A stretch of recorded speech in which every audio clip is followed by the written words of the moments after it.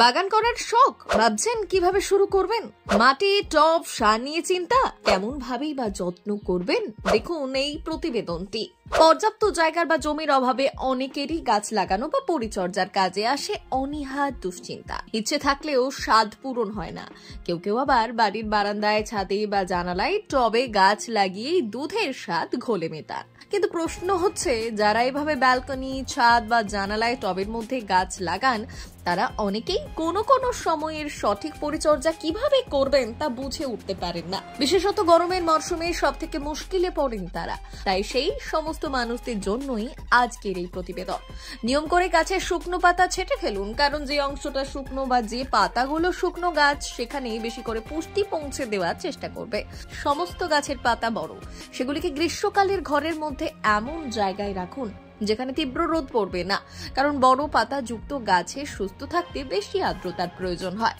কিন্তু এই সময় বাইরের বাতাস শুষ্ক থাকায় গাছগুলি পর্যাপ্ত আর্দ্রতা নাও পেতে পারে। অনেকেই ছাদে বা ফাঁকা জায়গায় বেশি করে মাটি ফেলে তাতে গাছ লাগান। সেক্ষেত্রে একটা বিষয় খেয়াল রাখতে হবে যে প্রধান গাছের পাশে যেন আগাছার বৃদ্ধি না হয়, তাহলে আসল চারা গাছের বৃদ্ধি প্রভাবিত হবে, এমনকি চারাটি শুকিয়েও যেতে পারে। এছাড়াও কোনো মরশুমেই গাছে বেশি জল দেওয়া উচিত নয়। গরমকালে গাছে 3 বার জল দেওয়া যেতে পারে, তার মধ্যে একবার অন্তত চেষ্টা করবেন রাতের দিকে জল দেওয়ার। তবে জল দেওয়ার আগে মাটি কেমন আছে দেখে নিন। যদি মাটি স্যাঁতসেঁত থাকে তাহলে চারার ওপরে সামান্য জল ছিটিয়ে দিন। এটা গেল একটি দিক। এবারে আসা যাক আর একটি দিকে। কাজের দিনে বেশি সময় না পেলে সন্ধ্যাতে বাড়ি ফিরে বা ছুটির দিনে গাছের দেখভাল জরুরি। একটি দিন গাছের বাড়তি পরিচর্যা কিভাবে করবেন?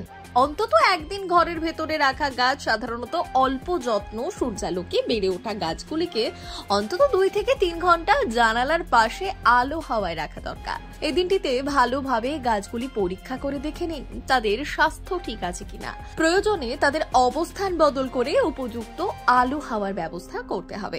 লক্ষ্য করলে দেখা যাবে গাছ যদি এমন কোনো জায়গায় রাখা হয় যার একদিকে সূর্যালোক আসে, তাহলে কাণ্ড সেই দিকেই ডালপালা মেলে।